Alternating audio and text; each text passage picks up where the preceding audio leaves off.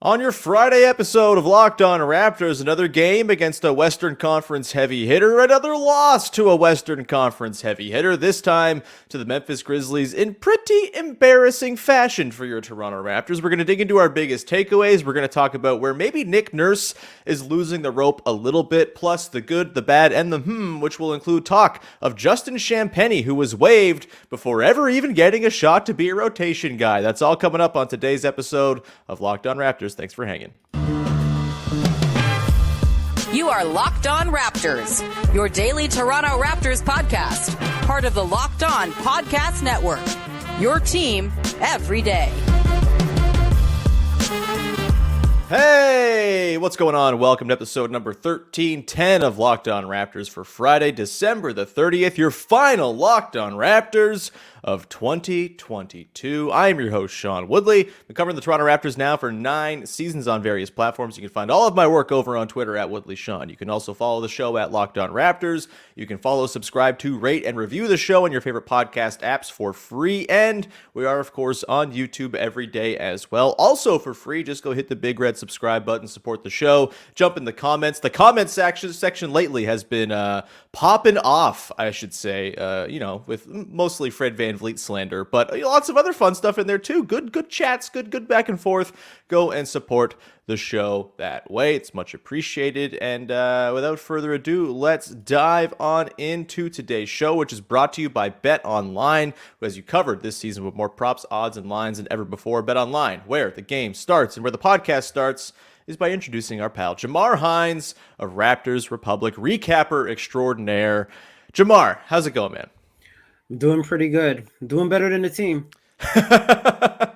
Yeah, I think most people, this glorious week between Christmas and New Year's, where everyone gets to, it's like being at an airport for a week where there's no rules and you can eat pizza for breakfast and beers for lunch, and it's the best week there is. I'm doing great. The Raptors, not so much. 2 straight losses now after the Clippers game earlier this week, which I think was a reasonable loss. It was a mostly well-fought affair, minus a section of the third quarter where Norm Powell and Ivica Zubac went off. Last night, not so much, Jamar. Just kind of a flat effort against a team against whom, if you come out flat, you are going to get bludgeoned. The Grizzlies are awesome. I had a hard time getting mad at this game because the Grizzlies are just so damn cool. But Jamar, for you, what was your biggest takeaway from the Raptors side of things from this game against the Grizz? Well, you mentioned Zubac and company bludgeoning the Raptors last game, and then you throw in Steven Adams, who leads the league in offensive rebounds per game. So it was like no surprise to anybody that the Raptors got killed on the boards again. You got to start there. If you're just a box score watcher, this is the biggest lie of all time. Because when you look at the box score, the offensive rebounds are even, and the Raptors only got out-rebounded by 6. So let's just go to the halftime box score, where I think Memphis had 39 rebounds in the first half, which I have never seen that number before. I want to say the Raptors were almost getting doubled at that point. It was crazy. The effort, as you mentioned, defensively, like how many dunks, Ja putting on a show, which Ja's going to be Ja, but the effort wasn't there. The rebounding was terrible. The Raptors shot 29% in the first half. Outside of Pascal having a 25-10-4 game, which is a struggle game for him. Outside of that, and Gary shooting well, there wasn't really much positives. It was just a straight ass kicking. I mean, the Raptors had a little run there in the fourth quarter to cut it to like 10 or something, but I mean, this game was over real quick. They only led for 15 seconds the entire game. Yeah, it was a beautiful, beautiful, fleeting 15 seconds. 3-2. Yeah, hang the banner. There we go. Yeah, I mean, the offensive rebounding, you made a good, a pretty astute point there. Steven Adams is a monster. You could have predicted that was going to be a sore spot for the Raptors a mile away coming into this one, and it very much was. Starting Christian Coloco didn't help matters because as much as Christian Coloco is the tallest player on the team, he is also the most rail-thin player on the team, and that's 2 straight nights where it's been like a weird body horror thing putting him up against Steven Adams and Ivica Zubac, the 2 dudes who might be the most Christian Colocos across in the entire league if you're just talking about width. It just didn't work. Juancho Hernangomez, tough night. Not getting a whole lot outside of OG Siakam and Gary Trent Jr. And, for me, a few things about this game. I think number one, obviously, the center issue is like an open and shut case. They need a center. No more arguments for or against. Like, they need someone in there who can actually go up against big bodies, of which there are a lot in the league these days because the league is skewing bigger. And, it was nice to think, you could get by with 6'9" guys where there's only really like 2 or 3 actual sort of beefcakes in the whole league to go up against, but that's just not the case anymore. And teams are parading beefcakes out there even more and more often, and the Raptors just don't have the beefcakes to match. That's number one. I also think this game is sort of amplified by the losing streak in games that they maybe should have won, right? On its face, losing to the Grizzlies, who are awesome, it's not that big a deal, but it feels like a way bigger deal when it's your 8th loss in the last 10 games, and a couple of those losses were easily gettable, winnable games. So it just kind of amplifies and compounds and makes things feel that much more dreadful and all of that. And then lastly, I do think this game was, a pretty good reminder that the Raptors do, in fact, need Fred VanVleet. He should not, in fact, just be set off adrift on a barge out to sea.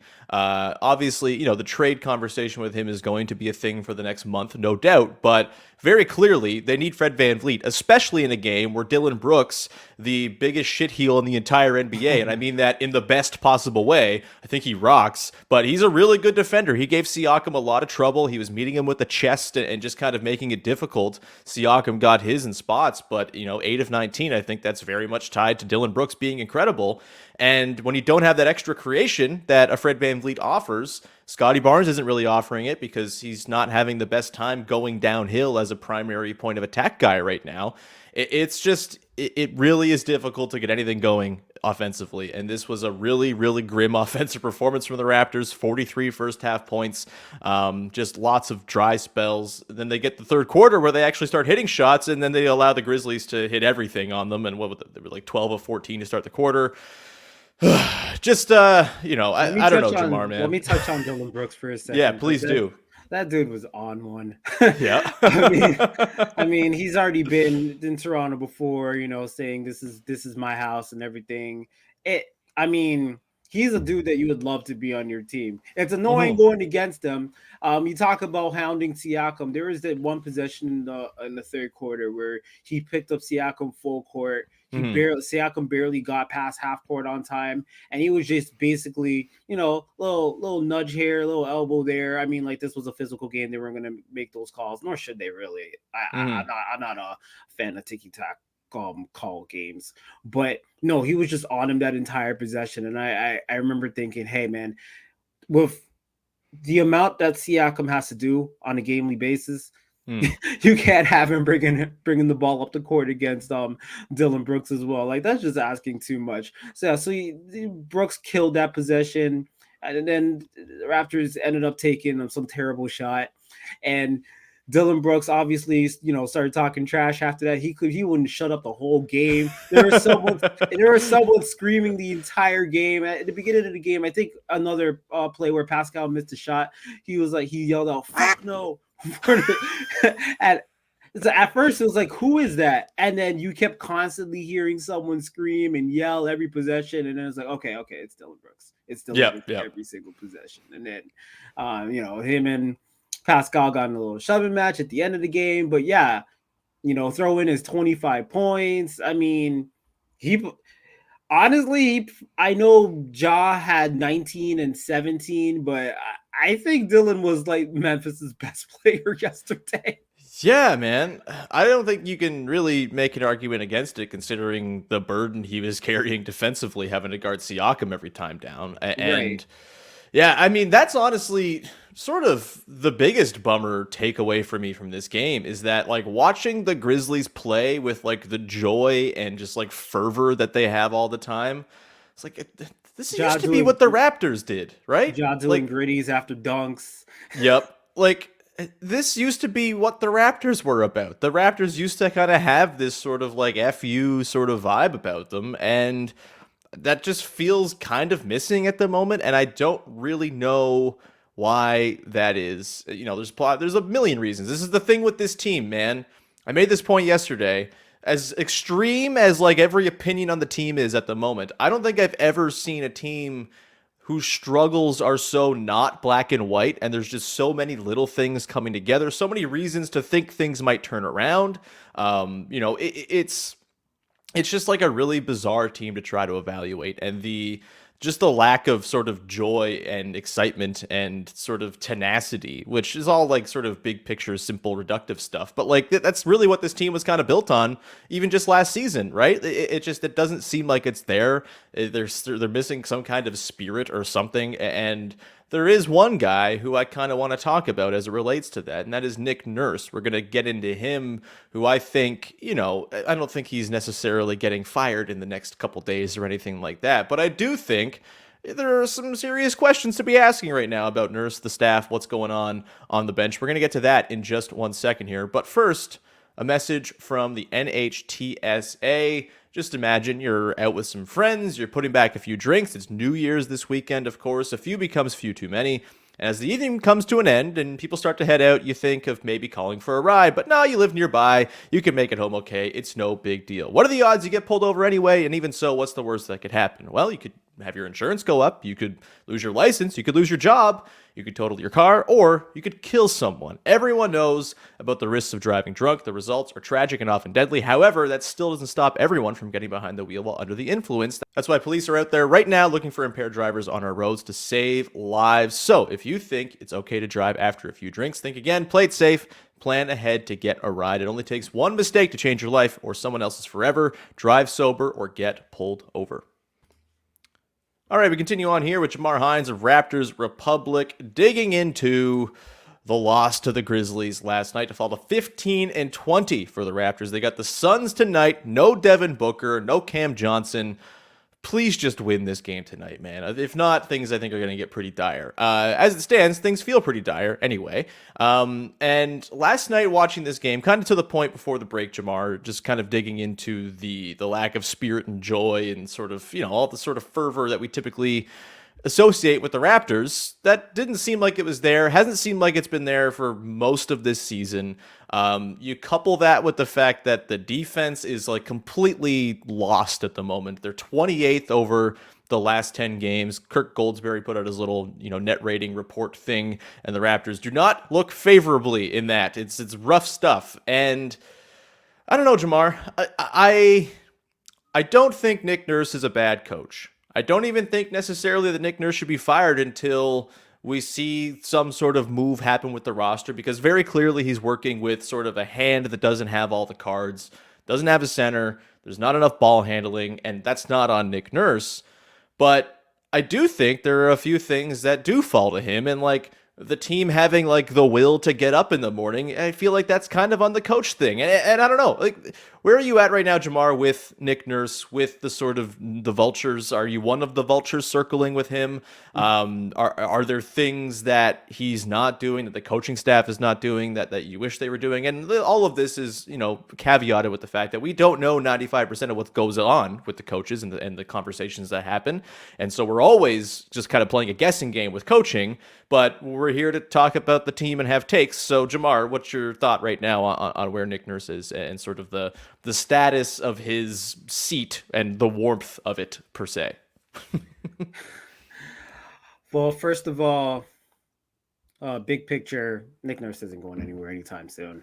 I would agree. Yes. I'm not one of the vultures, but I don't think this has probably been his worst coaching year.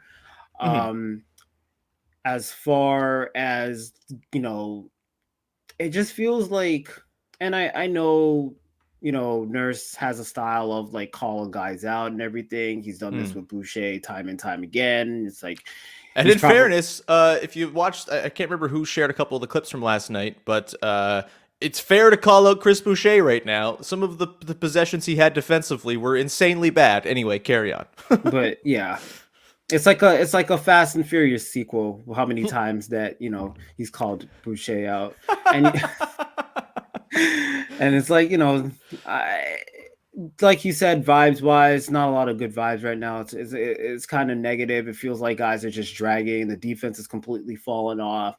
People are questioning the strategies. Even he had a little back and forth with reporters because Kawhi said that he was being trapped all game, and Nurse said he wasn't. Hmm. Although the video kind of supports Nurse in that theory, Hmm. but the fact that Nurse is Masai's guy, he chose him to be coach. He's going to give him rope because if you look at Dwayne Casey, that wasn't Masai's guy, and he gave him quite a bit of rope.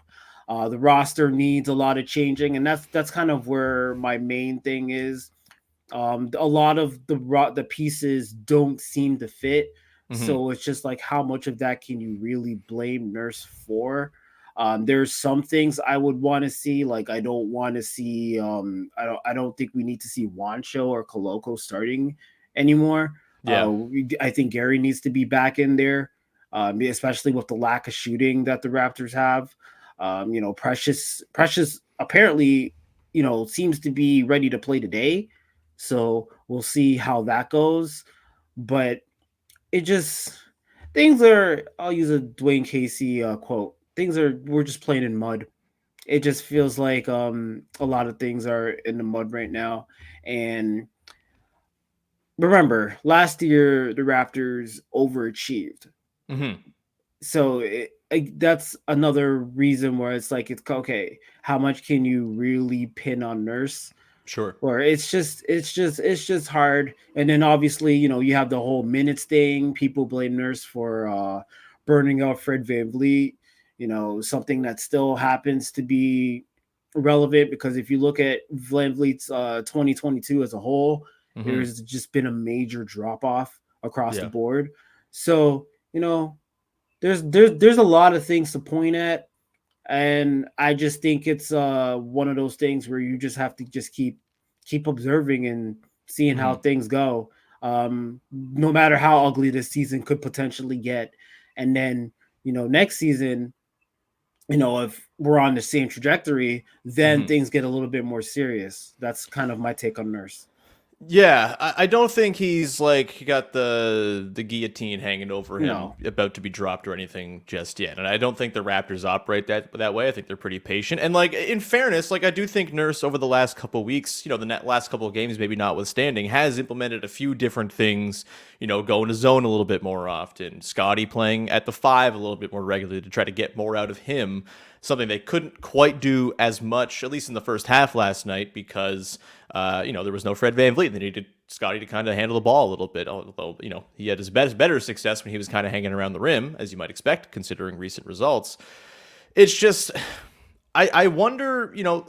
I don't think he's going to get let go, and I don't think he should get let go until they do make a move to address the roster holes, which are so glaring and by comparison feel relatively addressable, I suppose, if that's a word, before the deadline. It seems to me like if you can get those holes filled, then you can actually properly evaluate the team and the coaching and all of that, and you just can't really do that until that happens. And the problem is it's difficult. The Raptors, I'm guaranteeing you, are making calls right now, but you need two to tango, and it's not like every team is incentivized to just make the first move that comes on the table. They're usually going to wait to the deadline, wait for the market to develop all that stuff. And so you're probably going to have to overpay if you want to do something right now, which maybe is worth doing. Or if you're 15-20 and worried about spiraling further, do you want to overpay? Does that affect things long term? And is that like a Brian Colangelo ass move to panic and overpay for a move now? It's really hard. The thing with me where the Nurse defense falls a little flat is the idea that, well, he can't do anything but what he's doing right now. There's just like the personnel's not there. This is the only way they can play. And I just don't think I agree with that. Like the way they're playing, the scheme isn't working as it is. Like, it's not like they're getting good results when they play their prime scheme. They're currently, per clean in the glass, 28th in expected opponent effective field goal percentage based on where the shots they give up are coming from. They're dead last in corner threes allowed. They are 24th in shots allowed at the rim. And they're not defending any of those spaces particularly well either. They are currently, when it comes to rim defense, they are 24th, 23rd in rim defense, allowing 69% at the rim. They're getting bombed on by the mid-range, by threes, everything. It's just they're not a good defensive team right now. The scheme isn't working as it's intended. And to me, that suggests, even with the personnel being what it is, there's got to be some sort of change up, bring less help, be more sort of sold out to protect the rim. I don't know what it is, but they're not doing any of the things that they're supposed to do right now. And so I don't really know how you can defend what Nurse is doing and say, well, it's just because of the personnel. Like, okay, well, the personnel's not doing it either. So, like, change what you're doing in some way, shape, or form. Simplify things, play more zone, gimmick it up, whatever, junk it up. But as it stands right now, the scheme isn't working. And then and then that's just the defense. The offense looks horrible in itself. Ooh, it's so bad. It's basically the worst half court offense in the NBA.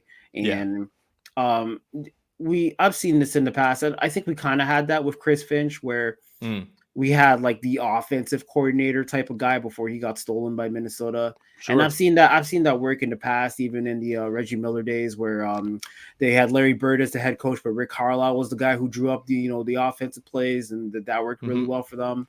2017-18, they take the control of the offense from Dwayne Casey and give it to Nick Nurse, and they go off. Right. And it's funny because that's probably the most hilarious development, because back then we thought Nurse was an offensive guy. Yeah.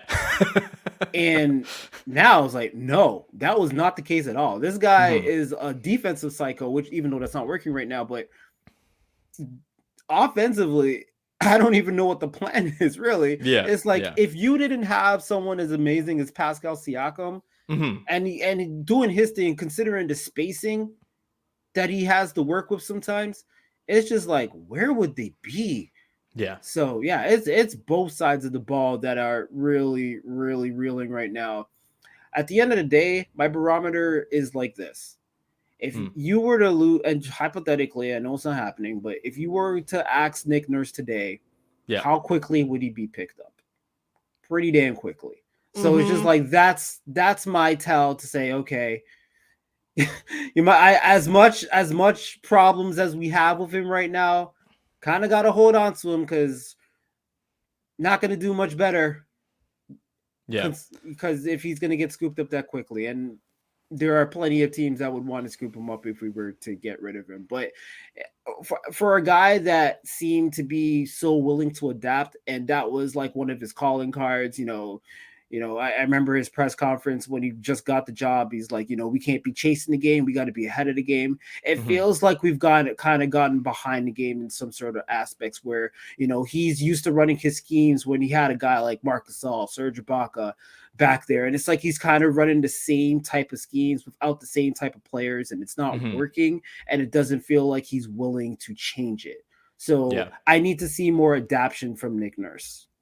I think, and look, I think he's earned the benefit of the doubt to be given the runway to adapt and sort of change things, right? I mean, the thing that I'm kind of feeling about the Raptors this year is that they have sort of been figured out, right? They were doing 100%. These sort of novel things that no one in the league was doing. Even dating back to the finals in 2019, running out weird zones that you only saw in high school games and all this. And as it turns out, he was kind of onto something, because a lot of the stuff the Raptors have done has been co-opted by the whole league. And like the offensive rebounding thing, you see the Grizzlies last night, like, they figured that out. Oh yeah, offensive rebounds, good. We score easy points off those. We're going to do that a lot. Game in the possession battle, that was sort of a Raptors thing, and plenty of teams do that now. And the Raptors are sort of at like a talent disadvantage because of the lack of sort of versatility they have on the roster. They're kind of stuck playing this one way, and the league has caught up to that way of playing while also having other ways they can kind of skin the apple, as it were. And so, it's a matter now of, go ahead. Nothing was like more evident of the league copying what Nurse did Hmm. till the finals you mentioned when the Hmm. Raptors were wearing doing the box and one stuff against Steph Curry, and the Hmm. Warriors kind of complained about it a little bit, talking about the high school defense that you mentioned about, and Steph even had like a box and one sweater and everything, and Hmm. then a couple years later. Warriors are running box and one. Even this year, Yeah. I watched a lot of Warrior games, and they'll throw in that box and one. And I just have to laugh. Yep. So yeah, nothing illustrates teams copying Nurse's schemes more than that, and it's a copycat league, which any sport is. But yeah, Yeah. But when everyone's copying you, what you do isn't special anymore, and you have to then adapt exactly. and make And the then next yeah, move. And this is that's, I where the think, adaptation comes in. that's the juncture that Nick Nurse finds himself at right now. And there's got to be some sort of innovation and like a It's little less stubbornness, I would yeah, say, when the people who are covering the team are like, "Hey, this thing you're doing is not working at all," and he goes, we're still gonna stick with it. I don't know. yeah. Maybe a little bit of adaptation is not the worst thing in It the world. reminds me of a baseball where it's like, Mm. like someone's killing at the plate and then you kind of find their weak spots and you only pitch to that certain part. And Yep. now it's like, okay, this I have to change my approach. That's what I feel like Nurse has to do, but we'll see. 100%. And like I've preached patience on this show. I think the urge to like change everything is like one of the worst impulses of fans and bad front offices. And I do think I still maintain that like there's enough on this roster. We've seen it literally in this calendar year. There's enough here to be really good and Mhm. execute the schemes, but they have to supplement the roster, and Nick Nurse has to kind of change things up at least a little bit in his approach and stop being so steadfast. And maybe, just maybe, there are some greener pastures ahead. But right now, it is grim. We're going to come back on the other side. We're going to get into the good, the bad, and the from the game against the Grizzlies, as well as the news that Justin Champagnie is no longer part of your Toronto Raptors. My longtime Justin Champagnie belief, which is cast aside. It's very upsetting. We're going to get to that in just one sec. Before that, however, got to tell you about our friends over at Rocket Money, formerly known as Truebill. It's a personal finance app that finds and cancels your unwanted subscriptions, monitors your spending, and helps you lower your bills all in one place. Over 80% of people have subscriptions that they forgot about, like that streaming service you bought to watch just one show or one sporting event on, or that free trial you never even used. I am very much in this boat. I have so many things I get the monthly notifications for, like, you owe this because of this thing you paid for 3 years ago. I'm still in that bad cycle. Rocket Money is here to quickly and easily identify your subscriptions for you so you can stop paying for the ones you don't want. They make canceling subscriptions as easy as clicking on a button. Simply find the subscription you don't want, press cancel, and Rocket Money will cancel it for you. No more long hold times with customer service or tedious emailing back and forth. Over 3 million people have used Rocket Money to save the average person up to $720 a year. That is incredible. Stop throwing your money away. Cancel unwanted subscriptions and manage your expenses the easy way by going to rocketmoney.com/lockedonnba. That's rocketmoney.com/lockedonnba. rocketmoney.com/lockedonnba. All right, we continue on here. The good, the bad, and the from the Raptors' loss to the Grizzlies last night, the way we round out every game recap show. Let's begin with the good, shall we? Jamar, do you have anything, man? Anything? What you got? I mean, it's hard after a game like that, but I'm going to give Jeff Dowtin Jr. a little bit of a shout out. Yeah, we love it. Jeff Dowtin. Woo! Carry on. Yeah. In a game where the defense was horrible, he probably played some of the best defense on the team. He provided a little bit of a spark. Nurse and OG and Nobi both credited him after the game. He was part of the lineup that gave the Raptors a little bit of a hope, a little bit of that comeback in the fourth quarter. I would like to see. I made note of the first time he checked in the first half. He has a pretty good mid-range game around the elbow area, and then he passed up a couple of those. I would like to see him take those. I mean, with the way we struggle on offense, he can create his own shot. So he did take it when the game was like done in the fourth quarter, but I would like to see him take that shot a little bit more. But in his 13 minutes, I liked what I saw from him. He was one of the few bright spots. So that's my good. I must say, it was rather refreshing and kind of staggering to see point of attack guard defense played by a Toronto Raptor. It was really cool. I think Dowtin, he was my good as well. I think, he's got some slither to him with the ball in his hands. Like, he's pretty smooth looking. Obviously, the defensive efforts were really nice to see. And if he can kind of be a dude who helps force turnovers and stuff, that's going to quickly earn him the trust of Nick Nurse, one would think. And look, can he run second unit offense? I don't know yet. We haven't really seen it, but we're going to get to a guy coming up in a sec who we never really even saw get a shot. I would like to see Jeff Dowtin get a shot because, my God, what does this team need more than anything else?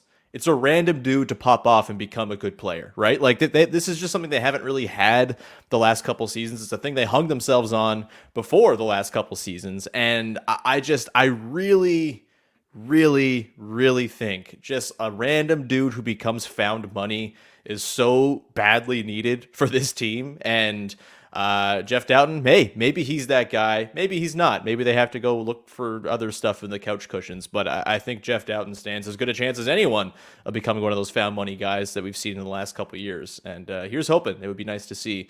Let's go to the bad. Jamar, what you got for the bad, other than just all of it? Well, there's one specific possession that Nurse called out, and he had every right to call it out. So it was in the third quarter when the Raptors were down about 20, and OG Anunoby made a free throw. And then in five seconds of real time, I'm not even talking game time, 5 seconds of real time, the Grizzlies got an alley-oop the other way. Like, Steven Adams caught the free throw, runs to the baseline, throws it to Morant around like the half court area, and then he lobs it up to Zaire Williams. That took I don't even think that took 3 seconds of the shot clock. Yep. That was basically the epitome of the defensive effort that game. And Nurse said that, that's something you could do maybe once every 7 years. He said that after the game. So that was probably the worst defensive possession of the entire game. So that alone was my bad. There was a lot of bad to pick from, but the fact that off a free throw, they can get an alley-oop in 3 seconds, that is my bad. That wasn't even the only time where the transition defense was a complete and utter nightmare. There was, I think, in the first half, OG hit a 3, and they ended up just throwing an outlet pass to Jaren Jackson Jr. for a lob dunk, and it was just like, okay, like, there's no one back. It just, that's how the Grizzlies play. That's just like not reading the scouting report if you're getting caught off guard by that stuff. Yeah, rough stuff over there in that department. I'm trying to pull up their transition defense numbers and see where things stand right now. I know that for the longest time this season, they were the best transition defense team in the league. They're down to 10th. That's also helping to drag down their defensive totals because, of course, they like to thrive in the margins. And if you're not thriving in the margins while also being really bad in the bulk of the game, guess what? It's just a garbage piece of paper. Throw it out. My bad. There's a lot to pick from in this game. I feel bad dumping on Malachi Flynn, but he was my bad in this game. He goes 2 of 12, 1 of 7 from deep. And I know he's played well recently, but this to me, I get frustrated with the Malachi Flynn talk because every time he has a good game, the waves of discourse are like, how is he not getting chances before this? And it's because he does this. He'll get run and then he'll have a game like this where he's desperately needed and can't convert. And it's not totally fair that it's on Malachi Flynn to be on every single time he hits the floor for the Raptors to have a chance. That's not the place you want to be as a team, and maybe that's the bad, is the dependence on Malachi Flynn more than anything else. But really, really disappointing shooting effort from him last night, and you can't have that when there's no Fred VanVleet, when you're not getting much in the way of secondary contributions. If he wants to be in the rotation full time, he's got to hit the shots. I'm sorry, it's just It's how it works, and he's done this in the past where he's had little stretches and then it all kind of falls apart. I hope that's not the case here. I would guess he'll bounce back and have a better performance next time he's out there. But, this is why Malachi Flynn has always frustrated me as a player and why the sort of free Malachi Flynn thing has never really made any sense to me, because he does do this and it's just how his career has gone so far. Not that it's all his fault, because boy, oh boy, there's a lot going on that last night that was not Malachi Flynn, certainly. And he did have a nice defensive game, blah, blah, blah, blah, 5 assists. That's cool. But, it's just not good enough. Let's go to let's talk about Justin Champagnie, shall we? So news of the day, Champagnie waived before his guarantee date on Sunday.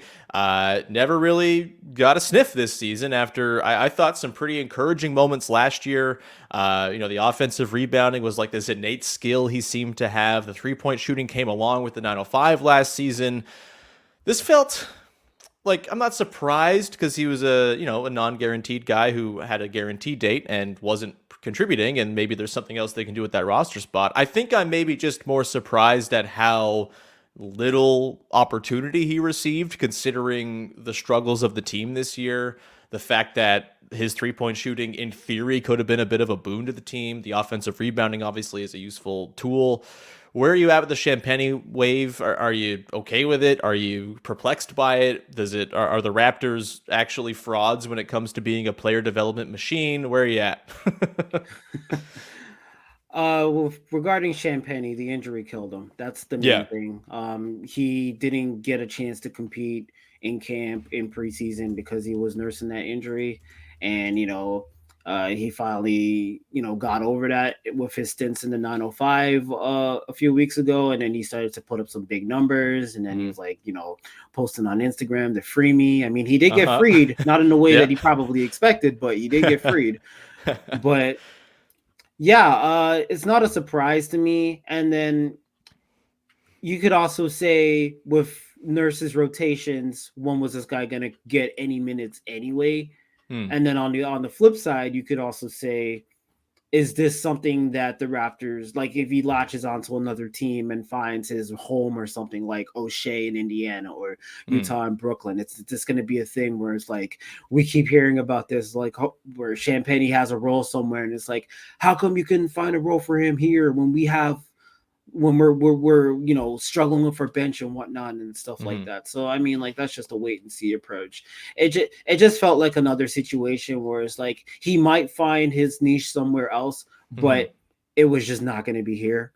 And for one reason or another, whether you agree or disagree on how he could have helped, but I'm so used to Nurse playing 8 guys anyway. That's kind of my reaction. Yeah, I mean, I do think it was maybe a missed opportunity to not give him a little run these last couple of weeks before his guarantee date, just to And I thought they would see. You figure, Chris Boucher's not playing super well. Juancho's not hitting his threes. There are forward spots that could have been occupied for chunks of minutes by Justin Champagnie in recent weeks that would have been, I think, useful experimentation to see if there's something there. And look, the Raptors know more about Justin Champagnie than I will ever know. They have worked with him for the last 18 months. They know what he does well, what he doesn't do well. Obviously, we don't know everything that's gone on there, but it is just a little perplexing. It feels like a bit of a missed opportunity. That said, there's an open roster spot now. Maybe Dowtin gets converted with a couple more good performances. Maybe they go find another two-way guy who they can hopefully turn into something, or not a two-way guy, I guess a fully guaranteed contract. But, it's just a weird sort of, this guy might have been able to help and you didn't even try. I think that's kind of where it sort of sticks with me a little bit. And admittedly, I came into the season, declaring Justin Champagnie a rotation player by December. It's December 30th. He's gone from the team. I was wrong. So yeah, we'll see there. It's tough, man. The point has been made, I think, by a lot of people that this is the bill coming due for trading all your stuff to get Marc Gasol and Kawhi Leonard and all the various upgrades to the team to go win a title. And now you're kind of hoping that undrafted free agents can become guys for you. And not every undrafted free agent is going to become a guy for you. In fact, most of them will not.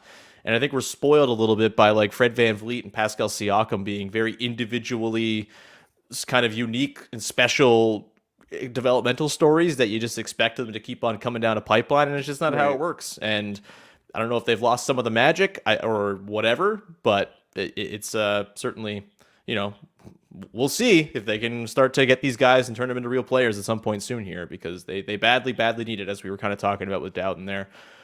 Jamar, any parting shots? Anything you'd like to get out there before we round out the show? Yeah, just check out my work on Raptors Republic. My Twitter handle, JamarBH, AMARBH. I have a Raptors Suns preview coming up in the next. It'll probably be up when this episode drops, and I am going to guarantee the Raptors close out 2022 with a win. Guaranteed win night. We love it. Woo! Yeah. So, Phoenix has lost 4 of its last 5 games. They had a 5-game losing streak earlier in the month. Certain guys are missing key pieces like Booker and Cam Johnson, as you mentioned. Their vibes are as off as anybody's. You going back to when Luka embarrassed them in the playoffs last year.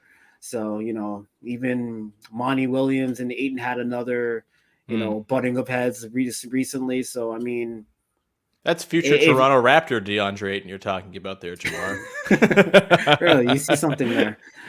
But yeah, I mean, this is a very winnable game. So, I mean, imagine how down the fan base will be, if they have a couple of days off after losing this game going into the new year. So I don't see that happening. I think we're going to get a little bit of positive energy going into 2023.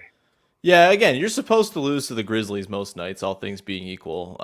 That's not the concerning thing. It's if they also lose tonight in conjunction with last night's loss, then yeah, hit all the panic buttons you want, I suppose. But for now, we'll ride off into the sunset with Jamar's guaranteed win night prediction, and we will leave it off there. Thank you so much for tuning in. Thanks for tuning in all year in 2022.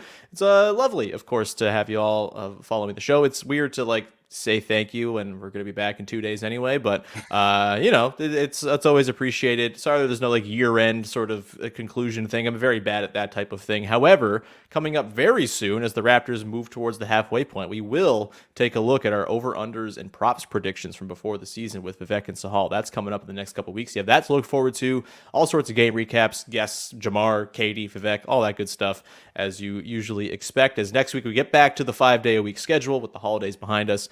And everyone, have a wonderful new year. Take care, be safe, all that good stuff. And we will talk to you in 2023 with another episode of Locked On Raptors. Bye-bye.